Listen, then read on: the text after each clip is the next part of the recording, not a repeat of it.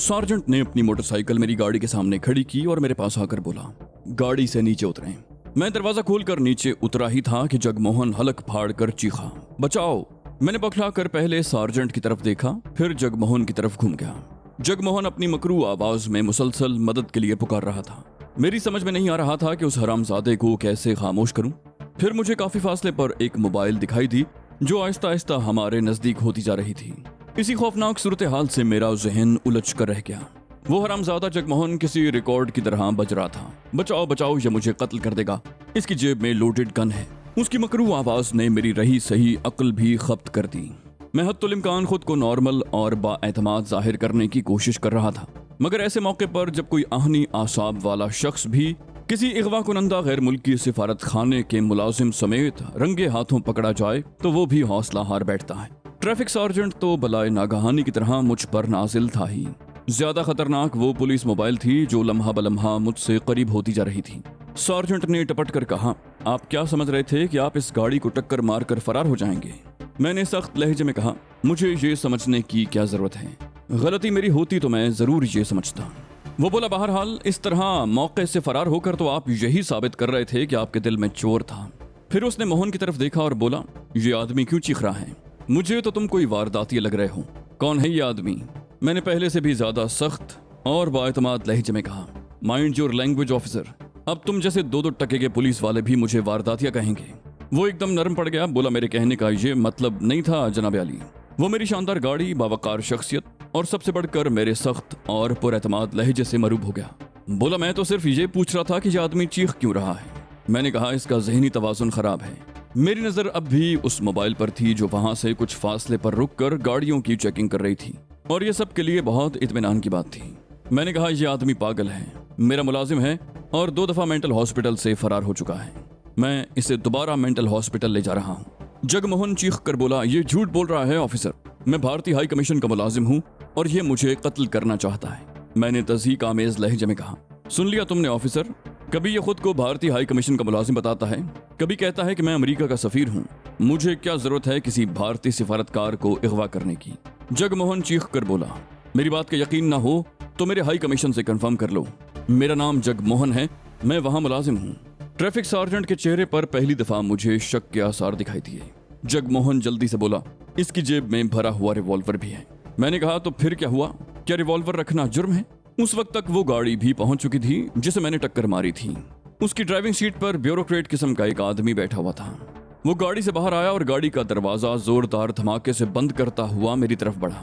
उसने मुंह टेढ़ा करके खालिस अमरीकी लहजे में कहा, don't you have any manners and etiquettes? मैंने कहा, I know them very well mister.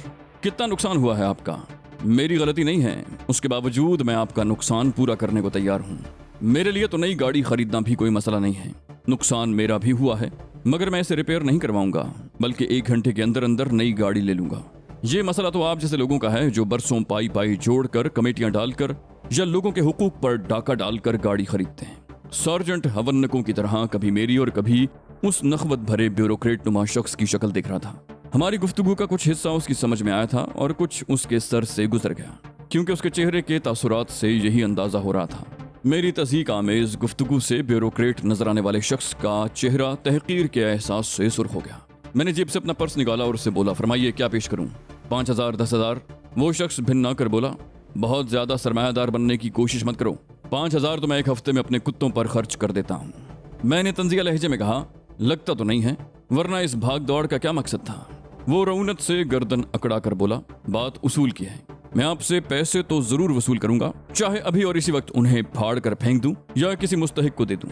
मैंने कहा, तो फिर मेरा ख्याल है कि आप इन्हें किसी मुस्तहिक को ही दे दें, मुस्तहिक भी आपके सामने ही मौजूद है। मैंने सार्जेंट की तरफ इशारा किया और पर्स में से 5,000 के नोट निकाल कर उसकी तरफ बढ़ा दिए, जो उसने यूं ले लिए जैसे मेरी 7 पुश्तों पर एहसान कर रहा हो।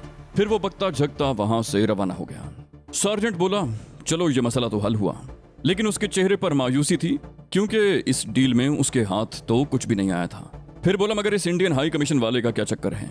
मैंने कहा, मैंने बताया ना कि ये पागल है, अभी थोड़ी देर में ये खुद को इंदिरा गांधी कहेगा तो मान लोगे। वो बोला, इसका फैसला तो थाने जाकर ही होगा कि ये हाई कमीशन का मुलाजिम है या आपका। उसके बदले हुए रवैये से मुझे अंदाजा हो गया कि अब वो मुझे पुलिस के हवाले किए बगैर नहीं छोड़ेगा। गलती मुझसे ही हुई थी, मैंने उसके साथ मुकमुका करने की कोशिश नहीं की। अब इस किस्म की कोई भी कोशिश उसे मजीद शक में मुब्तला कर सकती थी। मैंने अपनी घबराहट जाहिर किए बगैर सख्त लहजे में कहा, देखो ऑफिसर, मेरा वक्त कीमती है। थाने जाने और हाई कमीशन से तस्दीक करने में कम से कम आधा घंटा तो लग ही जाएगा। इस दौरान में जितना मेरा नुकसान होगा उसके जिम्मेदार तुम होगे। मैं पुलिस डिपार्टमेंट को नाकों चने चबवा दूंगा। तुमने मुझे समझ कर रखा है। सार्जेंट मेरे इस रवैये से एक मर्तबा फिर मरूब हो गया, मगर उस वक्त शायद मेरा सितारा ही गर्दिश में था। उसी वक्त पुलिस मोबाइल ने हरकत की और ऐन हमारे सामने आ रुकी। पुलिस को देखते ही जगमोहन ने नए सिरे से वावेला मचाया, बचाओ बचाओ, इस शख्स ने मुझे अगवा किया है और अब कत्ल करना चाहता है। पुलिस मोबाइल में से एक एएसआई उछल कर बाहर निकला और दुरुस्त लहजे में मुझसे मुखातिब हुआ, क्या बात है जनाब, ये आदमी क्या कह रहा है? मैंने कहा, मैं अभी सब कुछ तफसील से सार्जेंट को बता चुका हूँ। अब मुझ में इतनी एनर्जी नहीं है कि नए सिरे से वो दास्तान सुनाऊं। मैंने बेजारी का मुजाहरा किया। सार्जेंट ने मुख्तसरन कहा, यह आदमी कहता है कि ये इंडियन हाई कमीशन का मुलाजिम है। इन साहब का बयान है कि ये पागल है। एएसआई ने कहा, आपको थाने तक चलने की जहमत करना पड़ेगी। मेरे जवाब का इंतजार किए बगैर वो गाड़ी की पिछली सीट का दरवाजा खोलकर अंदर बैठ गया। जगमोहन बोला, ये शख्स मुझे अगवा करके लाया है। और एएसआई ने जगमोहन की बात काट दी। बोला, आपको जो कुछ कहना है थाने चलकर कहिएगा। मैं बहुत बुरी तरह फंस चुका था। पुलिस को तो मैं यूं भी मतलूब था। थाने जाने का मतलब था कि फांसी का फंदा अपने हाथों से अपने गले में डालना।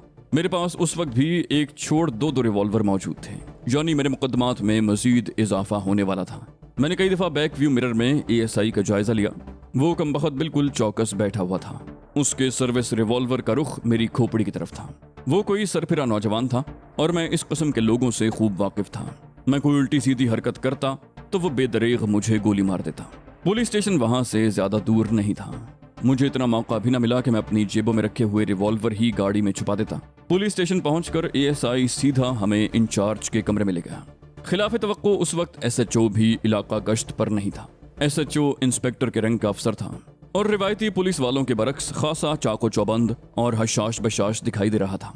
उसके चेहरे पर वो खबासत भी नहीं थी जो मुसलसल हराम की कमाई खाने वाले की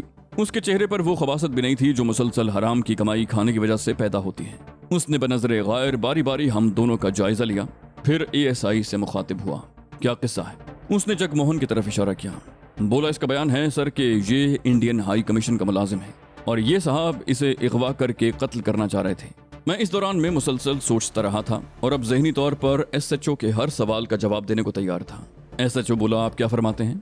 उसने मुझसे ऐसे लहजे में पूछा जिससे मुझे अंदाजा न हो सका कि उसने सवाल वाकई संजीदगी से किया है या तंज कर रहा है। फिर वो एएसआई से मुखातिब हुआ, पहले तो आप ये कंफर्म करें कि ये साहब वाकई हाई कमीशन के मुलाजिम हैं या गलत बयानी से काम ले रहे हैं। जगमोहन ने फौरन अपनी जेब से शनाख्ती कार्ड और 2-3 विजिटिंग कार्ड निकालकर एसएचओ के सामने रख दिए। बोला, आप मेरे हाई कमीशन में फोन भी कर सकते हैं। मैंने पुरएतमाद लहजे में कहा, मुझे भी इससे इनकार नहीं है कि ये इंडियन हाई कमीशन का मुलाजिम नहीं है। एसएचओ ने नर्म लहजे में कहा, आप प्लीज जरा अपनी शनाख्त करवाएं, आईडी कार्ड तो होगा आपके पास। मैंने एतमाद से कहा, यकीनन है।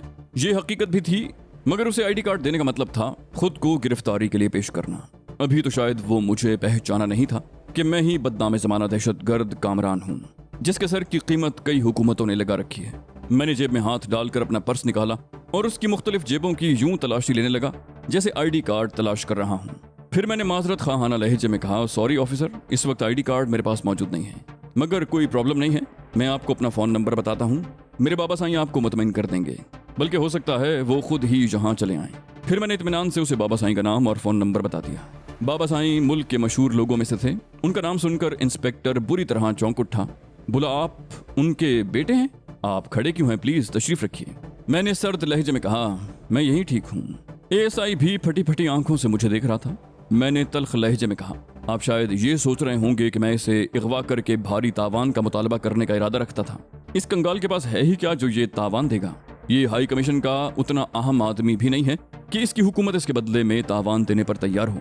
बात इतनी सी है कि इस मरदूद ने मुझसे 50,000 रुपए कर्ज लिए थे। उस वक्त ये शदीद जरूरतमंद था, इसकी बीवी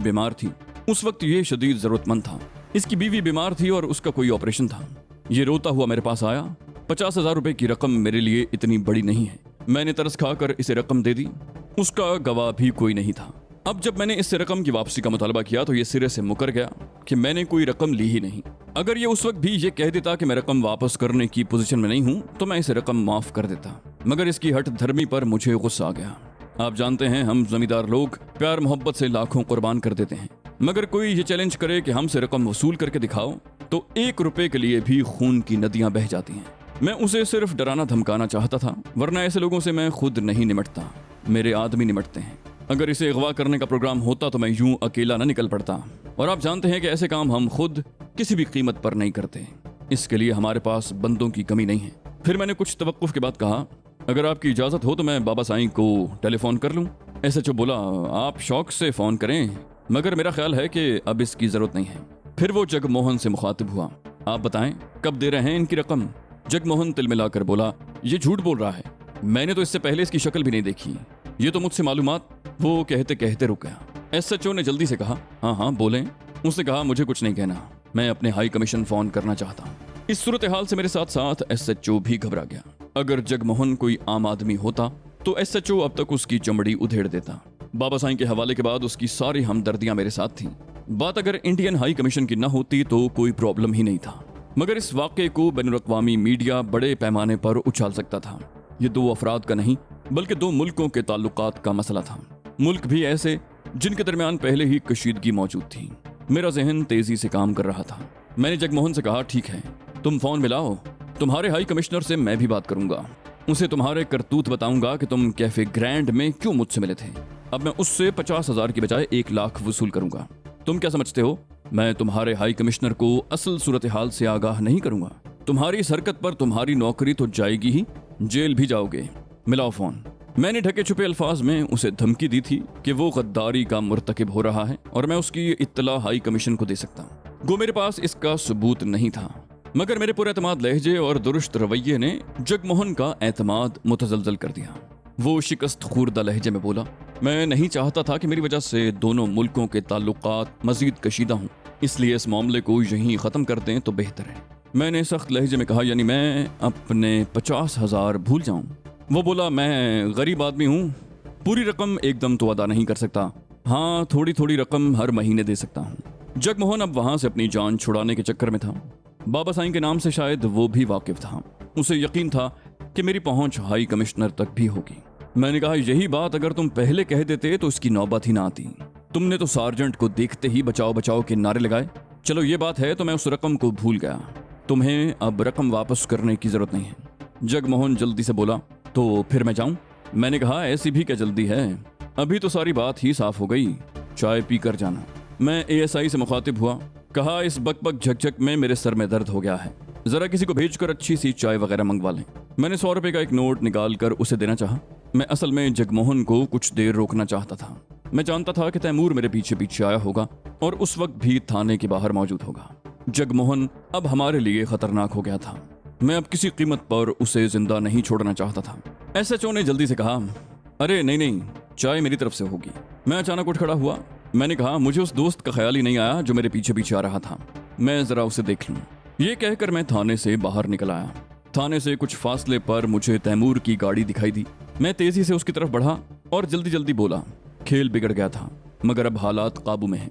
अभी थोड़ी देर में जगमोहन यहाँ से निकलेगा, वो सीधा कैफे ग्रैंड जाएगा क्योंकि उसकी स्कूटर वहीं मौजूद है। अब उसे जिंदा नहीं छोड़ना, उसकी मौत इस अंदाज में हो कि हादसा जाहिर हो। बस अब तुम जाओ, मैं भी आधे घंटे में आता हूँ। उसे हिदायत देने के बाद मैं दोबारा पुलिस स्टेशन में दाखिल हो गया। उस वक्त तक चाय और बिस्किट वगैरह आ चुके थे। जगमोहन ने जल्दी जल्दी चाय पी और जाने के लिए उठ खड़ा हुआ। ऐसा लग रहा था जैसे वो जल्द से जल्द वहां से जान छुड़ाना चाहता हो। उसने हाथ जोड़कर कहा, आपका बहुत बहुत शुक्रिया कामरान बाबू, मुझे माफ कर दें, मैं आपका ये एहसान जिंदगी भर नहीं भूलूंगा। फिर वो एसएचओ के आगे हाथ जोड़कर जल्दी से बाहर निकल गया। उसके जाने के बाद एसएचओ ने तबसरा किया, बोला, कई बरस यहाँ रहने के बाद तो ये बिल्कुल यहाँ वालों की उर्दू बोलने लगा है। आपने नोट किया, इसने सारी गुफ्तगू में एक लफ्ज भी हिंदी का नहीं बोला। मैंने उठते हुए कहा, सिफारती अमले को इस मुल्क की जबान तो खास तौर पर सिखाई जाती होगी ऑफिसर, जहां उन्हें भेजा जा रहा हो। बहरहाल आपकी इजाजत हो तो मैं भी जाऊं। एसएचओ ने रवा इंग्लिश में कहा, जरा 1 मिनट ठहरे, मुझे आपसे कुछ जरूरी बात करनी है। एएसआई उस वक्त शायद किसी काम से बाहर चला गया था। उसी वक्त दोबारा अंदर दाखिल हुआ तो एसएचओ के चेहरे पर नागवारी के तासुर जाहिर हुए। उसने सर्द लहजे में कहा, जान मोहम्मद के आदमियों ने अपने किसी जुर्म का एतराफ किया? एएसआई गड़बड़ा कर बोला, नहीं सर, उन्होंने अभी तक जबान नहीं खोली। एसएचओ बोला, आप जानते हैं कि उनके सिलसिले में मुझ पर ऊपर से कितना दबाव है। कल रिमांड का आखिरी दिन है, कोर्ट में चालान भी पेश करना है। आपके पास सिर्फ 36 घंटे हैं एएसआई साहब। अगर हम उनका चालान पेश करने में नाकाम रहे तो लेने के देने पड़ जाएंगे। मगर आपको तो कोई फिक्र ही नहीं है। एएसआई जल्दी से बोला, मैं उन्हें देखता हूं सर। वो बाहर निकल गया। एसएचओ ने अर्दली को बुलाने के लिए बेल बजाई और उसके आने पर बोला, मैं बहुत अहम मीटिंग में हूं, मेरे कमरे में कोई भी ना आए। मेरा दिल अनजाने खदशात से धड़कने लगा। मुझे यकीन हो गया कि वो ज़हीन और स्मार्ट ऑफिसर मुझे पहचान चुका है। मैं जाने के इरादे से उठा था तो अब तक खड़ा ही हुआ था। उसने मुस्कुराकर कहा, बैठ जाइए कामरान साहब, मुझे आपसे कुछ जरूरी बातें करना है। इसलिए मैंने एएसआई को भी यहाँ से चलता कर दिया है। वो तो इंतहाई घामड़ आदमी है, न जाने पुलिस में ऐसे लोगों को सिलेक्ट कौन करता है। मैंने पहली ही नजर में आपको पहचान लिया था। मैं आलम इस्तराब में दोबारा खड़ा हो गया। उसने नर्म लहजे में कहा, घबराओ मत, मैं जानता हूं कि आप पर बहुत सारे इल्जामात बेबुनियाद हैं। आप अपनी जान पर खेलकर इस मुल्क के लिए जो कुछ कर रहे हैं वो बड़े से बड़ा मुहिब्बे वतन भी नहीं कर सकता। मुझे आपसे मिलने का बहुत इश्तियाक था। आज मेरी ये आरजू भी पूरी हो गई। मुझे यकीन है कि आपने उस हरामजादे जगमोहन को किसी खास मकसद के लिए ही अगवा किया होगा। मैं दिल की गहराइयों से आपका एहतराम करता हूँ। किसी भी सिलसिले में मेरी मदद की जरूरत पड़े तो मैं हाजिर हूँ, मगर खुदारा किसी पर जाहिर न कर दीजिएगा कि मैंने आपको पहचानने के बावजूद छोड़ दिया। मेरे ख्याल में आपका खासा कीमती वक्त ज़ाया कर दिया है मैंने। अब आप जा सकते हैं। मैं हैरत से उस सरफिरे पुलिस ऑफिसर की शक्ल देख रहा था। मुझे यकीन नहीं आ रहा था कि वो जो कुछ कह रहा है वो सच है। मैं तो लाखों रुपए का चलता फिरता बेरर चेक था। फिर वो कैसा पुलिस ऑफिसर था जो मुझे बगैर कुछ लिए दिए जाने की इजाजत दे रहा था। मेरी गिरफ्तारी की सूरत में उसे नकद रकम तो मिलती ही, मजीद तरक्की भी हो जाती। मुझे लग रहा था कि मेरे बाहर निकलते ही वो चीख कर अपने मातहतों को मेरी गिरफ्तारी का हुक्म देगा। एसएचओ ने दोस्ताना लहजे में कहा, हैरान न हो कामरान साहब, मैं पुलिस डिपार्टमेंट में पैसा कमाने नहीं बल्कि जराइम का खात्मा करने के लिए शामिल हुआ था। मुझे मुलाजमत की जरूरत भी नहीं है, ये तो मेरा शौक है, वरना जितनी तनख्वाह मुझे यहाँ से मिलती है उससे कहीं ज्यादा तो मैं अपने मुलाजमीन को देता हूँ। मैं सिंध के एक बड़े जमींदार घराने का फर्द हूँ और अपने वालिदैन का इकलौता भी हूँ। मैं आपको दोस्त बनाना चाहता हूँ कामरान साहब। मैंने कहा, दोस्त भी बनाना चाहते हो और साहब साहब भी कह रहे हो। अगर दोस्त हो तो सिर्फ कामरान कहो और जरा अपना तारुफ भी करवाओ। वो बोला, मैं मोहम्मद अकरम शाह हूँ, मेरा ताल्लुक नवाब शाह से है, मेरे दोस्त मुझे अकरम कहते हैं। मैंने कहा, ओके अकरम, मैं तुम्हारी ये मेहरबानी। उसने मेरी बात काट दी, बोला, नो, अब तुम मेरे दोस्त हो कामरान, और दोस्तों में मेहरबानी, शुक्रिया, नवाजिश ये अल्फाज ममनू होते हैं। उसने मुझसे गर्मजोशी से हाथ मिलाया और मुझे रुखसत करने दरवाजे तक आया। पुलिस स्टेशन की इमारत से बाहर निकलने के दौरान में भी मुझे ये धड़का लगा हुआ था कि अभी अकरम अपने मातहतों को आवाज देगा और मुझे गिरफ्तार करने के बाद कहेगा कि मैं तो मजाक कर रहा था। क्या तुम मुझे इतना बेवकूफ समझते हो कि मैं कई लाख रुपए और उस मुल्क गिर शोहरत पर लात मार दूं जो तुम्हारी गिरफ्तारी की सूरत में मेरे हिस्से में आने वाली है? मगर ऐसा कुछ ना हुआ। मैंने पुलिस स्टेशन के गेट से निकलकर मुड़कर देखा तो अकरम ने खुशदिली से हाथ हिलाया और अपने कमरे में लौट गया। मैं घर पहुंचा तो बाबा साईं मौजूद नहीं थे। अली मुराद ने मुझे बताया कि वो मेरी गैर हाजिरी की वजह से सख्त गुस्से में थे और बार बार मुझसे कह रहे थे कि तुमने कामरान को रोका क्यों नहीं, और अगर वो कहीं गया ही था तो अकेला क्यों गया, किसी को साथ लेकर क्यों नहीं गया। मैंने उन्हें बताया कि तैमूर उनके साथ है तो वो मजीद गर्म हो गए कि तैमूर अकेला क्या करेगा, जमाली जैसा हरामजादा उसके चक्कर में है, ये जो मैंने इतने गार्ड्स रखे हुए हैं ये किस दिन काम आएंगे। मैंने कहा, तुम बाबा साईं की फिक्र मत करो, मैं उन्हें मना लूंगा। हाँ, ये बताओ कि जमाली का कोई टेलीफोन आया या कोई बंदा तो नहीं आया? वो बोला, अभी तक तो न टेलीफोन आया है ना उसका कोई आदमी आया है, मगर फिर भी आप उससे होशियार रहें, वो इंतहाई कमीना आदमी है। मैंने उससे कहा, मैं उसे कुछ कुछ समझ गया हूँ, तुम मुझे अच्छी सी कॉफी पिलवा दो। उसी वक्त गेट खुलने की आवाज सुनाई दी और कोई गाड़ी पोर्च में आकर रुक गई। मैं उठकर बरामदे में आया तो तैमूर गाड़ी से उतर रहा था। गाड़ी की एक हेडलाइट और अगला बम्पर टूटा हुआ था। विंड स्क्रीन भी बुरी तरह मुतासिर थी और उस पर मकड़ी का जाला सा बन गया था। मैंने तैमूर से पूछा, क्या रहा? वो बोला, मैंने पूरी कुव्वत से उसके स्कूटर को टक्कर मारी है। मेरा तो ख्याल है कि वो मौके पर ही मर गया होगा, क्योंकि वो टक्कर लगने के बाद कई फुट हवा में उछला था और जब वो रोड पर गिरा तो दूसरी सम से आने वाली एक कार के अगले दोनों व्हील उस पर चढ़ गए थे। टक्कर मारने के बाद जाहिर है मैं वहां रुका नहीं, वरना उसकी मौत की तस्दीक भी कर देता। मैंने तौसीफी अंदाज में कहा, वेरी गुड। फिर मैं अली मुराद से मुखातिब हुआ, कहा, इस गाड़ी को फौरी तौर पर वर्कशॉप में भिजवा दूं, कल तक इसका हुलिया बिल्कुल दुरुस्त होना चाहिए। अली मुराद ने अपने एक आदमी के जरिए तैमूर की गाड़ी फौरन वर्कशॉप भिजवा दी। मैं और तैमूर ड्राइंग रूम में जा बैठे। मुलाजिम कॉफी की ट्रे वहीं रख गया था।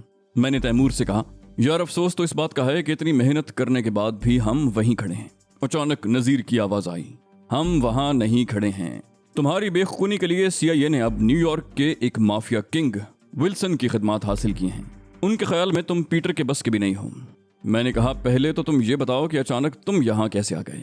तुम्हें तो अपने ठिकाने पर कैदी का इस्तकबाल करने को मौजूद होना चाहिए था। और ये ज़ाते शरीफ विल्सन कौन है? जरा उनका जोग्राफिया भी बताओ। वो बोला, मुझे तैमूर ने फोन पर इत्तला दे दी थी कि अब मेरी वहां जरूरत नहीं है। रही बात विल्सन की, तो ये न्यूयॉर्क का बहुत बड़ा गैंगस्टर है। उसे न सिर्फ अमेरिकन CIA बल्कि अमेरिका और इसराइल के बड़े बड़े यहूदी सरमायादारों की पुश्तपनाही हासिल है। मैंने कहा, ये इन्फॉर्मेशन तुम्हें कहाँ से मिल गई?